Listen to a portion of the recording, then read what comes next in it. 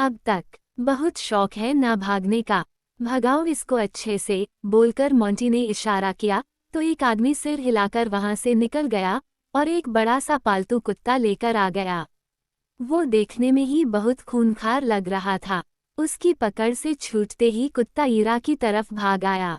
ईरा में इतनी ताकत नहीं थी कि वो कुत्ते से तेज भाग पाती, पर फिर भी वो उससे दूर भागने की कोशिश करने लगी। मोंटी और बाकी आदमी उसे भागता देखकर हंसने लग गए। अब आगे सब घेरा बनाकर ईरा के इर्द गिर्द खड़े थे, तो वो उनके घेरे से बाहर भी नहीं भाग पा रही थी। एक मोटे से आदमी को देखकर वो उसकी तरफ आई तो और फिर झुककर उसके बगल से होते हुए भाग गई। मोंटी ने देखा तो भौएं सिकुड़ी और बोला, अबे पकड़ो उसको, भागनी नहीं चाहिए बचकर। इतना सुनते ही सब उसे पकड़ने के लिए उसके पीछे भाग निकले। भागते भागते ईरा पास की ही झाड़ी के पीछे जाकर छुपकर और दुबककर बैठ गई। उसने अपने मुंह के ऊपर हाथ रख लिया था ताकि उसकी सांसों की आवाज भी बाहर ना निकल जाए और वो लोग उसे ढूंढ ना लें। माथे पर पसीना था और वो बहुत सहमी हुई थी। पूरी तरह से उसकी देह कांप रही थी। उसने हाथ जोड़े और आंखें बंद करके बोली, हमारी रक्षा कीजिए राम जी, ये लोग हमें नोच डालेंगे, हमें बचा लीजिए। आदमी उसे ढूंढते हुए उसकी आंखों के सामने से आगे निकलते गए। ईरा झाड़ियों के बीच से उन्हें छुपकर देखती रही। उन लोगों का ध्यान उस झाड़ी के ऊपर नहीं गया था। ये बात ईरा को राहत दे रही थी। थोड़ी ही सही, लेकिन उसके दिल को राहत मिली थी। वहीं नाके पर कुछ बड़े बड़े ट्रक पहुंचे थे जिन्हें अधिराज ने रोक लिया था। तलाशी लेने पर उसके अंदर से अवैध हथियार निकले थे। अधिराज ने ट्रक चालकों को अरेस्ट करने और सामान जब्त करने का आदेश दे दिया था। किशोर भी वहीं पर मौजूद थे। किशोर बोला, रात में सामान एक्सपोर्ट करवाकर ये लोग सोचते हैं कि बच जाएंगे, लेकिन अब इनका ये भ्रम दूर हो जाएगा। इतने सारे सामान के जब्त हो जाने के बाद अब ये रात में भी इलीगल सामान यहाँ से वहाँ भेजने से डरेंगे। आपकी बहादुरी पर हमें गर्व है। बोलते हुए वो अधिराज को देख रहे थे। वेदांत बोला, गर्व तो होगा ही, यही काम है हमारा, और अधिराज तो माहिर है। लेकिन आज अगर आप हमें इसके बारे में नहीं बताते तो हम इस वाले नाके पर नहीं आते, और शायद ये सामान यहाँ से एक्सपोर्ट होता रहता। सच बताएं तो हमें इस रास्ते के बारे में जानकारी ही नहीं थी। हम तो बस मेन नाके को हो मेन रास्ता समझ रहे थे, लेकिन यह एक छुपा हुआ रास्ता भी है, ये हमें आज पता चला है। उद्धरण चिन्ह अल्पविराम। किशोर मुस्कुराए और बोले, कोई हमारे लिए यहाँ तक लड़ने आया है तो हम उसकी मदद क्यों ना करें। जो भी यहाँ आता है कटार के आगे हार मानकर घुटने टेक देता है और लालच में उसके साथ शामिल भी हो जाता है। लेकिन आप लोगों ने जो हिम्मत दिखाई है वो देखकर हमें भी हिम्मत मिली है। हर किसी के पास इतना जिगरा नहीं होता, बस कटार से संभल कर रहना होगा। उसकी पहुंच बहुत दूर दूर तक है। कोई नहीं जानता कौन आदमी उसके साथ मिला हुआ हो। हर कदम फूंक फूंक कर रखना होता है, वरना कौन से मोड़ पर मौत टकरा जाए कोई नहीं कह सकता। उद्धरण चिन्ह। अधिराज ने गहरी सांस ली और बोला, आप चिंता मत कीजिए, अब जो भी होगा अच्छा होगा। कटार का आतंक खत्म होगा बहुत जल्द। किशोर जी मुस्कुरा दिए। तभी वेदांत बोला, ये तो हो गया जब्त, अब क्या यहीं रुकना है या जाना है। अब यहाँ रुककर आप लोग क्या करेंगे। दिन भर काम करने के बाद आप थक गए होंगे, रात में भी काम करेंगे तो थक जाएंगे। रात का काम हम गांव वालों पर छोड़ दीजिए, हम भी आपके साथ हैं। वेदांत बोला, बस फिर सब बढ़िया है। खड़े खड़े मेरी तो पीठ दुखने लगी है, अब मुझे बस सोना है।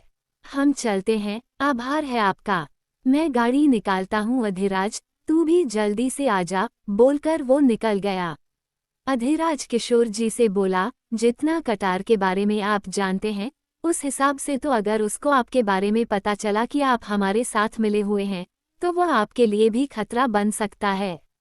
मेरे लिए जिंदगी में आप बचा क्या है, अगर मुझे मार के देता है तो क्या ही फर्क पड़ता है। गांव में बहुत से लोगों की जिंदगी अब शुरू हुई है, अगर उनके लिए इतना भी नहीं किया तो थूकेंगे हमारे ऊपर। अधिराज ने उनका कंधा थपथपाया और बोला, कोई जरूरत हो तो फोन कीजिएगा। उद्धरण चिन्ह। जी, शुभ रात्रि। हम बोलकर अधिराज भी गाड़ी की तरफ बढ़ गया। वेदांत ने गाड़ी चला दी। रास्ता सुनसान था। वेदांत बोला, गांव के इस हिस्से में हम पहली बार आए हैं। बहुत डरावना रास्ता है और कटार के कामों के लिए सबसे सही रास्ता है। उद्धरण चिन्ह। अधिराज ने कुछ नहीं कहा। वो माथे पर हाथ रखे किसी सोच में डूबा हुआ था। वहीं ईरा ने जैसे ही सामने से उन लोगों को गायब पाया तो झाड़ियों के पीछे से बाहर निकल आई। वो वहां से भागने की तैयारी में ही थी कि तभी उसके कानों में सीटी की आवाज आने लगी। ईरा अपनी जगह पर खड़ी खड़ी कांपने लगी। उसके दिल में अजीब सा डर आ गया था। जल्दी निकल आई ईरा, मुझे लगा था बैठी रहेगी। मोंटी की डरावनी और सर्द आवाज ईरा के कानों में पड़ी तो वो सिहर उठी। उसने पलट कर देखा तो वो अपने कुछ आदमियों के साथ खड़ा था। ईरा के दूसरी तरफ भी आदमियों का झुंड आ गया था। वो बचकर भी उनके बीच फंस गई थी और अब उसे बचने का भी कोई रास्ता नजर नहीं आ रहा था। मोंटी उसकी तरफ कदम लेते हुए बोला, अभी तक तो सिर्फ कटार सेठ ने बुलाया था तुझे, लेकिन हम लोगों को इतना भगाने के बाद तू हमारे अंदर की आग भी भड़का चुकी है। अब कटार सेठ के बाद तू मेरे पास आएगी और उसके बाद इन भेड़ियों के हाथ भी सौंप दूंगा। अब तू कहीं भाग कर दिखा, ऐसा हाल होगा कि पछताएगी अपने पैदा होने पर भी। बोलते हुए उसने कसकर उसके बालों को पकड़ लिया। ईरा चिल्ला दी। वहीं दूसरी तरफ वेदांत ने गाड़ी रोकी और बोला, मेरा हाथ दर्द कर रहा है। अब तू गाड़ी चला, मैं नहीं चला पाऊंगा। आजा, बोलकर अधिराज अपनी सीट से उठा और ड्राइविंग सीट की तरफ चला।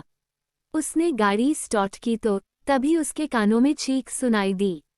कुछ आवाज आई क्या? उद्धरण चिन्ह अल्पविराम। नहीं तो, मुझे तो नहीं आई। अधिराज को कुछ अजीब लगने लगा था। सामने से सड़क दो हिस्सों में बंट रही थी। एक सड़क उनके घर की तरफ जाती थी और दूसरी कहीं और जाती थी।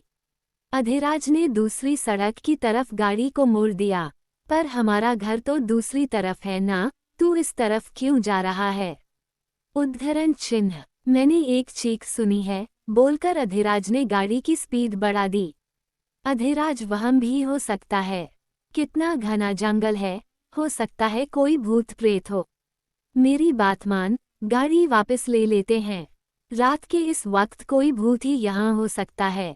ये कोई भूत नहीं था, मैंने सच में एक लड़की के चीखने की आवाज सुनी है। मोंटी ईरा को बालों से खींचते हुए ले जाने लगा।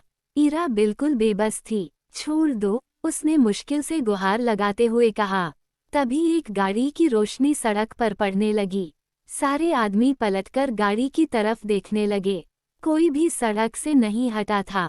गाड़ी की हेडलाइट की रोशनी में अधिराज ने सामने आदमियों के भीड़ की तरफ देखा। ईरा ने एक गाड़ी की रोशनी देखी तो जोर से चिल्लाई, बचाओ। अगले ही पल मोंटी ने और कसकर उसके बाल पकड़े और बोला, किससे मदद मांग रही है? किसी के बाप में इतना दम नहीं है कि तुझे हमसे बचा सके। अगर कोई मदद करने आया भी तो मारा जाएगा। आज तू कहीं नहीं जा सकती। बोलकर उसने पलटकर देखा और चिल्लाकर बोला, गाड़ी की हेडलाइट बंद कर। अधिराज ने गाड़ी की हेडलाइट कम कर दी। मोंटी के आदमियों ने गाड़ी की तरफ टॉर्च लगा दी। मोंटी ने अधिराज और वेदांत को देखा तो तिरछा मुस्कुराया और बोला, इंस्पेक्टर। अधिराज गाड़ी से नीचे उतरा और मोंटी के बगल में खड़ी ईरा को देखने लगा। मोंटी ने उसे बालों से पकड़ा हुआ था। कपड़े धूल मिट्टी से सने हुए थे, बाल खुले और बिखरे हुए थे, आंखों में आंसू थे और साथ में थी बेबसी। अधिराज ने गुस्से से मुट्ठी बना ली। ये क्या हो रहा है यहाँ? तुम एक लड़की के साथ ऐसा कैसे कर सकते हो? वेदांत ने गुस्से से कहा। अधिराज मोंटी और ईरा के पास आया और ईरा को देखते हुए बोला, छोड़ इसको। मोंटी बोला, रात हो गई इंस्पेक्टर, अपनी ड्यूटी खत्म करो और घर जाकर सो जाओ। मैंने कहा छोड़ इसको। क्यों, तुम्हारा मन नहीं भरा क्या? तुम्हारे पास तो भेज चुका हूँ इसको। आज कटार सेठ को चाहिए, जाओ कल आना। ईरा सिसकते हुए अधिराज को देखने लगी। मुझे आज चाहिए। ये नहीं हो सकता इंस्पेक्टर, आज ये यहाँ के लिए आई है। कहो तो कोई और भिजवा दूँ। नहीं, यही चाहिए, बोलकर अधिराज ने मोंटी के हाथों को ईरा के बालों से झटके से हटा दिया। मोंटी उसे देखता रह गया। ईरा झट से अधिराज की कमीज कमर के पास से पकड़े उसके करीब जाकर खड़ी हो गई। अधिराज ने धीरे से उसकी कमर पर हाथ रख दिया। मोंटी बोला, इतना बड़ा औधा नहीं है तुम्हारा जो तुम कटार सेठ के मुंह का निवाला छीनने की कोशिश करो। अपनी जान की फिक्र करो। इस लड़की के पीछे तुम्हारी जान भी जोखिम में आ सकती है, इसलिए इसको छोड़ो और जाओ। छोटी सी जिंदगी में खुश रहो, तूफान को मत बुलाओ। अपने सेठ से बोल, अपनी मर्दानगी ही दिखानी है तो मैदान में आकर लड़।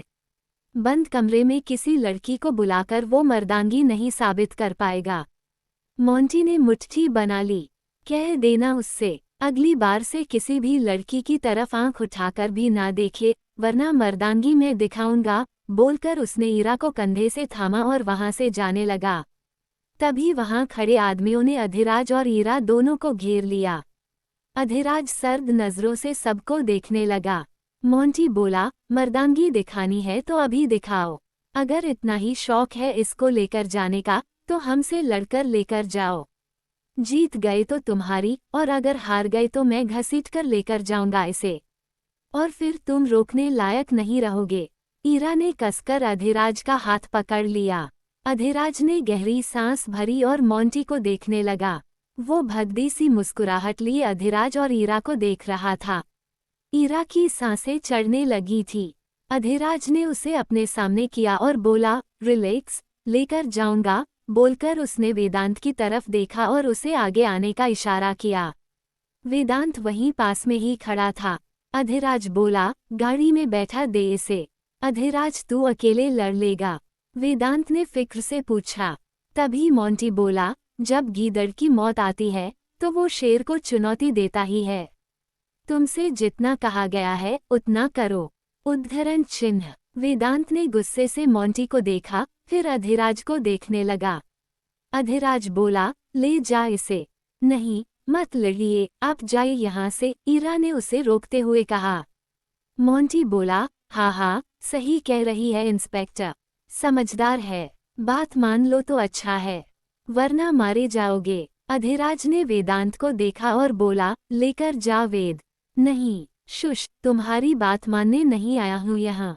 जितना कहा है करो, जाओ गाड़ी के पास। ईरा चुप हो गई। वेदांत उसे लेकर गाड़ी की तरफ बढ़ गया। ईरा बार बार पलटकर पीछे देखती रही। अधिराज ने स्लीव्स ऊपर चढ़ा ली। मोंटी ने अपने आदमियों को देखा और बोला, एक एक हड्डी तोड़ दो। बोलना तो दूर, जुबान हिलाने लायक नहीं रहना चाहिए। उसकी बात सुनते ही सब आदमी अधिराज के ऊपर टूट पड़े। ईरा घबराई हुई सी वेदांत से बोली, ये लोग उनको मार देंगे। इनसे कहिए, हमें बचाने के लिए अपने आप को मुसीबत में ना डालें। ये लोग बहुत निर्दयी हैं। वेदांत ने उसे देखा और बोला, वो पीछे हटना नहीं जानता। और अगर वो इतने ही निर्दयी है तो तुम्हें अपनी फिक्र नहीं है क्या? तुम्हारे लिए लड़ रहा है। नहीं लड़ेगा तो ये तुम्हें उठाकर ले जाएंगे। वो हमारा भाग्य होगा, पर अगर हमारी वजह से इन्हें कुछ हो गया तो वो हम नहीं भूल पाएंगे। उसमें हमारा दोष होगा। वेदांत कुछ नहीं बोला। मन में एक भाव आया कि वो लड़की इतनी मुसीबत में होने के बाद भी अधिराज के सही होने का सोच रही थी। भाग समाप्त। कहानी पसंद आ रही हो तो चैनल को सब्सक्राइब करना ना भूलें।